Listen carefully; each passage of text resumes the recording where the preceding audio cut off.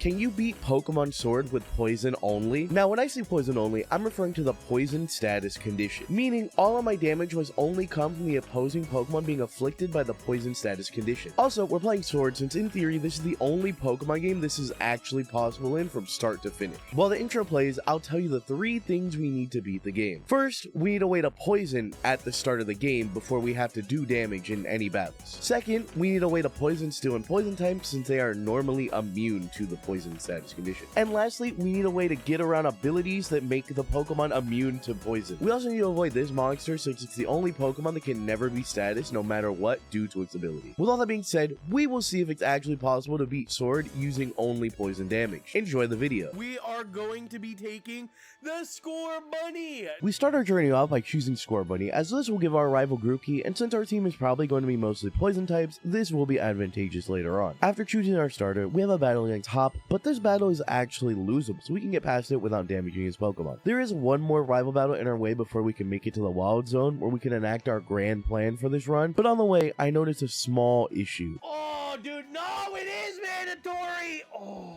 This kid is in the way. There's no way to get past him without beating him. So is that it? Was the challenge over? Is this really where it all ends? So close to the beginning? Well, no. Because I remembered there is a Pokemon that we can catch that'll help us get past early game trainers like this kid. And it's Caterpie. Yes! Okay, we're here. Please be level 5. Now on the surface, Caterpie has no way of poisoning things. But its evolved form Butterfree gets the move Poison Powder, which does inflict regular poison. Please be level 5. Please be level 5. Please. It's level 2. I think I just go for it. We have a single rare candy. So, if we can get this thing to level 11, we'll be fine. But now there's also another issue. How can we level it up enough to evolve if we can't defeat any Pokemon in battle? Well, thanks to Generation 6, your Pokemon now gain XP when you catch a Pokemon. So all we need to do is catch as many Pokemon as we need for Caterpie to get enough levels to evolve twice. So with that idea in mind, we went to the Poke Center, bought 50 Pokeballs, and started to catch the entirety of Route 1.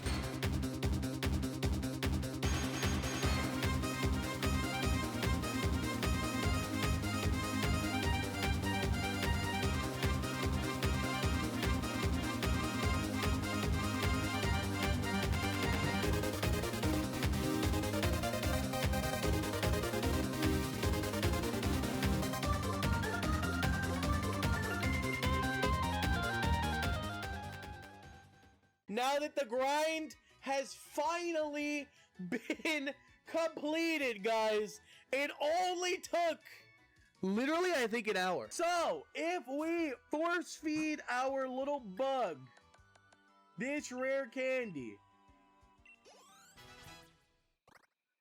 Yes!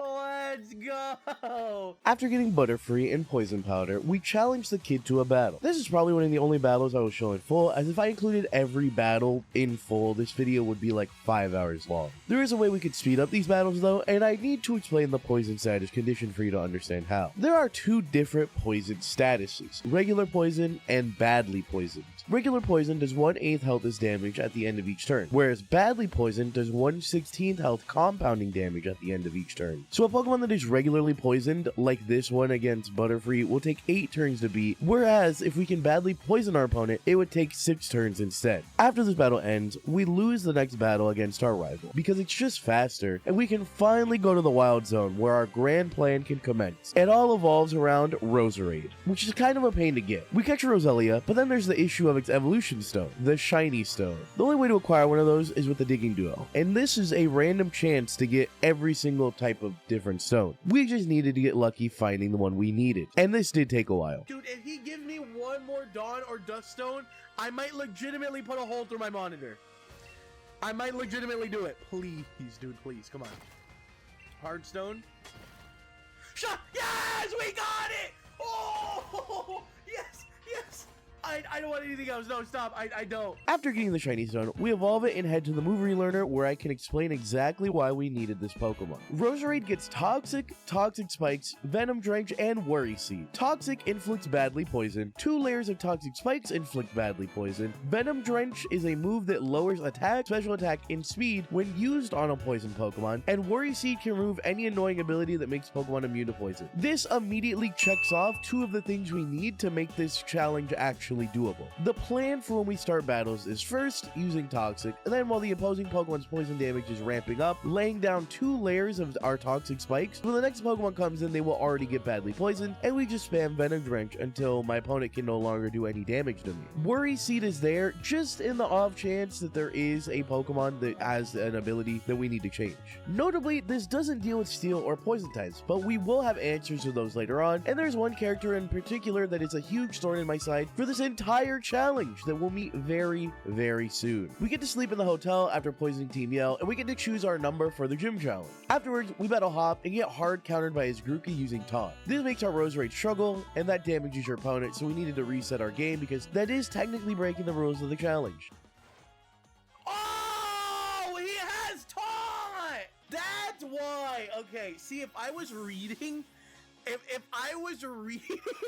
originally, then we would have been fine. So after running it back and watching out for Taunt, we beat him and head west, where we meet the character that makes me want to pull my hair out. Also, the poison apparently got to me here because I'm tripping balls, but Bede will be a pain in our behind for the entirety of this challenge because he is a Psychic type trainer. So he hits very hard against my poison types, and some of his Pokemon have abilities that make them immune to poison. Luckily, this is only the first battle against him, and his only Pokemon so far that has a bad ability is Solosis, so we Worry Seed it and take down the rest of his Pokemon with only poison. Just know though, he will be back with a vengeance. After the battle with Bede, we make it a turf field and get to take on the first gym. It's a grass type gym and they are quite susceptible to being poisoned, but we actually get to see how Dynamaxing is going to function in this challenge, which it just works regularly. It is within our rule set to use Dynamax so long as we are just using Max Guard. It just functions as Protect basically, which will help us stall our opponent to Dynamax turns as well. Milo's Eldegoss eventually falls to our poison and we get our first gym badge. After healing and heading to Route 5, we get into a battle with these reporters and come face to face with the last hurdle we'll have to overcome in this challenge. That's a steel type! A steel type. We currently have no way of dealing with a steel type, so we have to make a detour to the wild zone in hopes of finding the one Pokemon that can help us here. It's Salandit, or Salazzle, as they have the ability Corrosion, which allows it to poison steel and poison types. Well, there is a slight problem acquiring this Pokemon though. It normally only spawns in the northern wild zone. This means it will be a much higher level than we can actually catch. So we gotta get lucky once again with this challenge to get it via Dynamax raids. Dude, I saw fire, and I was like, oh my god, he's done it! But no, it was a stupid Vulpix! If we keep doing this, and we keep resetting this raid, and we keep getting lucky, and it shows up, there's a very good chance that we could get a Salandit from it, and save a whole bunch of time. So, that's what we're gonna do. We're gonna hope that this one keeps spawning in. Okay, this one keeps spawning in! Yes! Oh, we got it! Oh, okay. Okay, now we just have to hope that the CPUs that we have are able to beat it. But that is fine. Now, the only thing about this Soul Rock, guys, the only thing...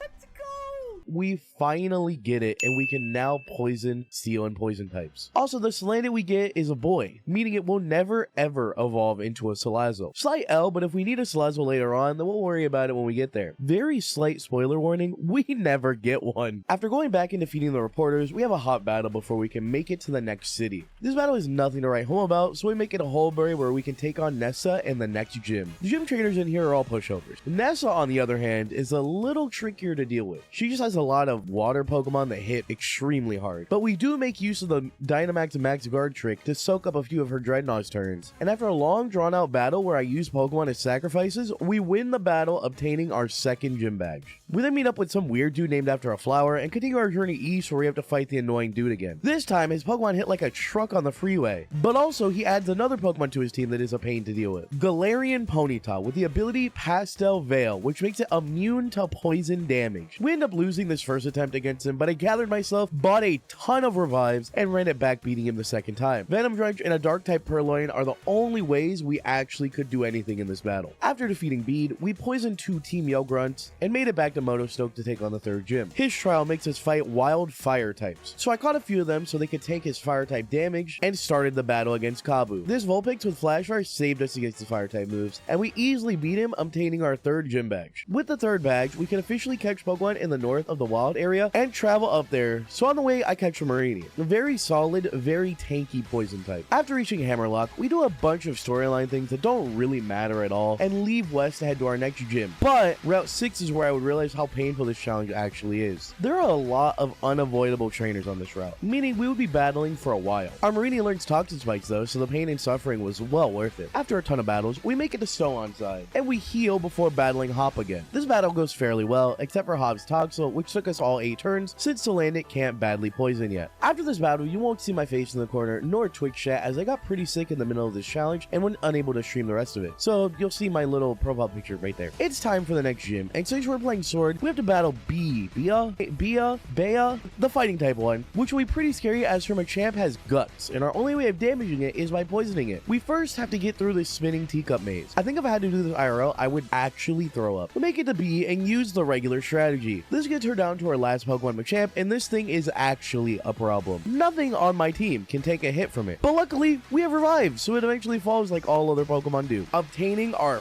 4th gym badge. We immediately have another battle against Bede, and he once again wipes the floor with me. Now, the definition of insanity is doing the same thing over and over again, expecting different results. So I go catch a Dark type instead. With this Purloin and a few revives, plus many Venom Drenches, we barely beat Bede. This dude is no joke. Who would have thought the Psychic type trainer would be a problem for a poison status condition only trainer? Because I didn't. After that, we go north into the Fairy Forest, I don't remember what it's called, and make it to Ballinley.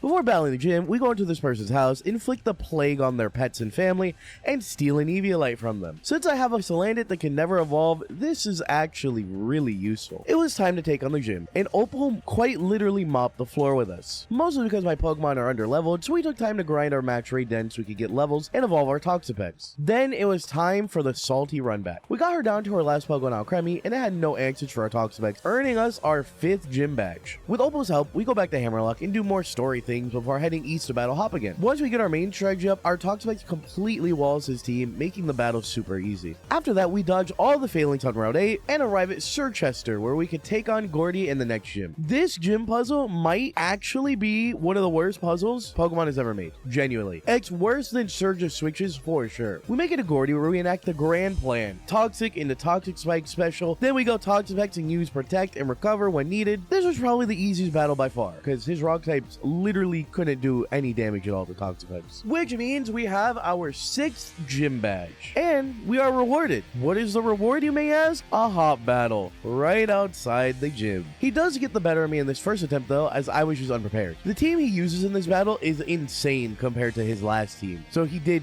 catch me off guard. We run it back and end up beating him, which allows us to progress east to probably my least favorite area in the game. This weird ice lake place I really do not care for. Anyways, we battle Team Yell Grunts, get the ability to ride our bike on water, then zoom out of here to make it to the next city, Spikemuth. Well, we have to battle Marnie first before getting in there, but she's not too bad of a battle at all. After some long, drawn-out battles against Team Yell, we make it to Piers in one of the worst cutscenes in Pokemon. Wow, it's even bad watching it while I'm editing. Anyways, this battle is more of the usual. Although he does have a Skuntank that we need to poison with Salandit, none of his Pokemon could deal with Toxapex. Finishing this battle earns us our 7th gym badge. With 1 gym badge left to get, we fly over to Hammerlock to take on Raihan, is what I would say, but I had a bright idea. Since I'm doing nothing but Toxic stalling, I should give all my Pokemon Protect. I know, it took me almost 11.5 hours to come up with that, not really my brightest moment, but in my sickened haze, I thought of it. There was one other idea I had though, and that was Reflected Light Screen. Since I had abundant light clays from the digging duo all the way in the beginning, that would just make my Pokemon even more tanky. So I gave this Corviknight on my team the light clay and both moves since for some reason it can learn it. I don't don't really understand why it can, but I'm not complaining. I'm good. I'm fine. With that preparation out of the way, we could take on the gym. This challenge and gym is all double battles, so my strategy is still in motion, which actually it works really well now with our screens. One Pokemon poisons while the flying sheet metal sets up screens. These three battles had nothing much going on, so we'll skip them for the actual battle against Raihan. Now this battle is going to be a little trickier since he has really hard hitting dragons and Sandstorm up. Oh, and my Nvidia decides to update during this, so just don't mind that, don't pay attention to that. Corviknight manages to get screens up before it faints, which allows us to set up our spikes on the next turn, which honestly, those don't even really matter that much since it only has 2 Pokemon left after the 2 that are already out, and my Toxapex got paralyzed by a Thunder Punch, so yippee! Anyways, his first 2 Pokemon fall, but things are looking pretty dire for us. Salandit is able to poison the Duraludon because of an insane Rage Powder from Butterfree. I knew it was a good idea to keep that Pokemon around, but then they both got obliterated. Unfortunately, we don't have Toxic yet on our Salandit, so it was just up to Toxapex to survive 8 turns against Duraludon. And it did, getting us our final gym badge. There was just one challenge left in this run, the Champions Cup in Winded. Well, that and also getting there. Route 10 is essentially the victory road of this game, so there's a lot of strong trainers here, but we make use of a cool little mechanic in this game that I don't know if many people know about. If you camp and do the little cooking mini game, your Pokemon get fully healed, saving me the time that I would have used, going back to the Poke Center and then coming back. Which at 12.5 hours, I'll take any time I can really save. Before making it to Winden, we have to battle the reporters again from very early on in the game, but this time we have the means to destroy them. I also like how it's a little callback, and they even have the same Pokemon that they had before, just fully evolved this time. With those 2 defeated, we finally make it to Winden. I make a pit stop in the Poke Center to heal and then go to the stadium. Now, this game, if you didn't know, doesn't have an Elite Four champion like every other Pokemon game has. It actually has a tournament where you fight a lot of main characters you've already met over your journey. And the first battle is against Marnie. I wish I could say this battle was different from all the rest, but it was basically just the usual. Since all these battles are single battles, I will need to get our Toxic strategy up first before I can use screens with sheet metal. That's like the only variation now that we have screens. We need to do those after, but it doesn't really matter. Then it's just recover and Baneful Bunker with Toxapex until they all fall. I'll be honest, I didn't even use Dynamax in this battle because I thought it would just take way too long. Hargreaves falls, which means we can take on the next opponent, Hop. This time, I tried a different strategy where I poison his first Pokemon and then switch to Corviknight and set up my screen. In theory, I do have enough turns to poison, get both screens up, and then get Toxic Spikes up before his next Pokemon comes in, which this strategy would have worked perfectly if he didn't heal his double. After this, it was business as usual until his Corviknight came in, where I had to set my screens up again before Salandit could come in and poison it. An almost level 50 Salandit is kind of insane, and it doesn't even have a move that can badly poison yet. After the Corviknight falls, all that was left was Rillaboom, who just takes 6 turns as well. After this battle, the tournament is paused because Leon is missing, and apparently he was last seen heading to the Flower Guy's tower, so we gotta go there. To do so, we have to fight his goons, who are Steel-type trainers? You've got to be kidding me. I didn't want to imagine how long the battle against Rose is going to take. After taking out all 3, we can enter Rose Tower, where we have double battles against the Macros Cosmos Grunts. Okay, can we just pause right there for a second? The Macros Cosmos as an evil team sounds fire, I just want to say. Anyways, the double battles are with Hop, which we're quite lucky because all we have to do is poison, and Hop can do damage. I can't do damage, but Hop can. So it speeds up the battles a lot. The one time Hop is useful, thank you, Hop. It's still 3 double battles, but that's much better than having to battle them myself. Making it to the top, we're confronted by Oleana and have to battle her. She actually doesn't use steel types herself, which makes this battle almost a breeze. Her only annoying mons are Salazzle and Garbodor, in which we need our little Salandit to poison them both. With her down, we finally find Leon and Rose, where absolutely nothing happens. Like, at all. What was the point of all that? In the past, hour of my time, I spent battling to get there to save Leon. He's just completely fine. Whatever, I guess it's time for the next battle in the tournament, and it's against the person I never want to see, Bede. This battle was extremely close, because Galarian Rapidash is a monster that's immune to poison, and also is a psychic type that destroys my poison types. Once the stars aligned, we took that thing out while it took out most of my Pokemon, and then his Hatterene finished me off. Running it back, and playing better, my Pokemon were much healthier against his Hatterene, and we won the battle. I am so happy I never have to battle this dude again. Hopefully the rest of the battles are smooth sailing from here. The next battle is Nessa, and we already beat her once in her gym. That battle was a little difficult for us back then, but we have Toxapex now, and she has no way of doing enough damage to defeat it. What I'm trying to say is this was a blessing. I didn't need to do anything extra in this battle. Thank you, Nessa. After Nessa, we have a Bia battle, and her battle is just the same. The only scary thing is Guts Machamp again, but my team is much more capable of tanking anything that thing does. I'd argue that this was even easier than Nessa. The final battle of the tournament is Raihan, and he straight up mopped the floor with me. So I did the only sensible thing I could think of. Go to the store, buy 20 revives and 20 hyper potions. I am winning this battle one way or another. Either my Pokemon are living or I'm throwing cash at them. I step back out on the podium and Toxapex basically dealt with his entire team. With screens, our Eevee like Salandit could tank one singular Dynamax hit from Dynamax Duraludon, which was able to poison it, and Toxapex was able to brush off the rest of its damage, earning us the W. Holy, I didn't even need to use those potions or revives. I just spent all my money for no reason. It is time to battle Champion Leon, is what I would love to say, but the flower dude shows up and wants to be lame. Apparently, Eternatus is back or something, and we have to head all the way back into the forest from the very intro of the game to find the legendary dogs, but then the dogs don't come with us because they hate us, and instead we just get a sword and Hop gets a rusty shield, and then we head all the way back to battle Rose. You're telling me Rose has all steel types? You have got to be kidding me. Little Salandit ain't built for this. This has to be a torture method or something, because there ain't no way. This is how the battle goes. Salandit poisons one of his Pokemon, then gets one shot, then revived to do it all over again. He's actually in purgatory, but it has to be done for the greater good or whatever. His last Pokemon is Corrosion, and it could do literally no damage to Corviknight, so we finally beat him. This was actually the longest battle we've had. 5 Pokemon, 8 turns minimum each. That battle was at least 40 turns, if not more. Can we just say that I think Salandit might actually be the MVP?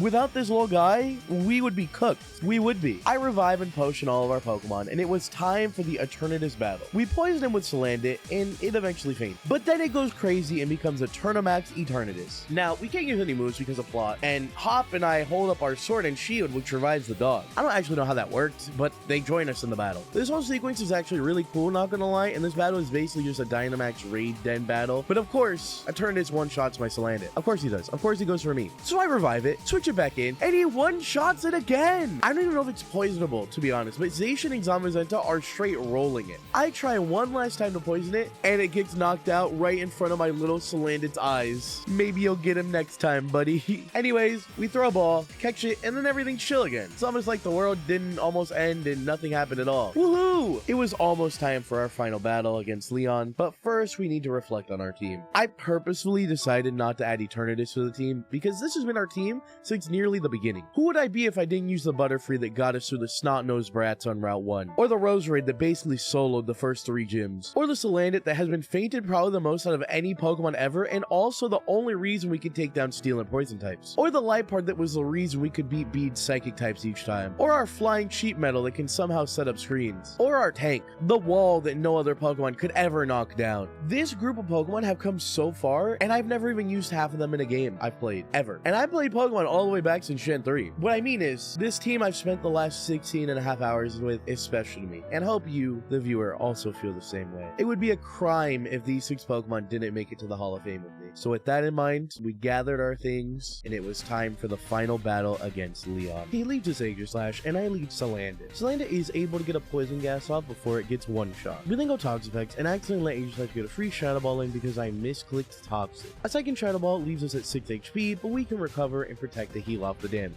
We get both our Toxic Spikes up, and Leon full restores, meaning we need little old Salandit again. After using a revive, we sack our Liepard to get a free switch into Salandit, and it poisons Aegislash again, before getting one shot again. With poison ticking down and our spikes set up, we go into Corviknight and get our screens up. Corviknight protects until it eventually falls to Aegislash, and we go back into our Toxapex, where we recover, and the Aegislash finally faints. That thing took literally forever to fall. From there, he sends in Haxorus, and we switch in Butterfree on his Earthquake to avoid the damage. We then make the switch back into Toxapex, who can easily take an Outrage. I say easily, as the turn after, our Reflect falls, and Toxapex almost gets wiped out by 1. Since we are slower, we get a recover off on the same turn, so really we didn't even take that much damage. After a Baneful Bunker, Haxorus gets confused and has 1 turn left. So we switch in Butterfree to avoid the Earthquake again, and Haxorus falls. His next Pokemon is Dragapult, so we switch in our Toxapex because a Flamethrower is most certainly coming with a Butterfree in front of it. We Baneful Bunker, and turns out this thing also has Thunderbolt? I didn't even know that thing could learn that. So we switch into Roserade to tank it. After we switch Toxapex back in to tank the Flamethrower, we do this back and forth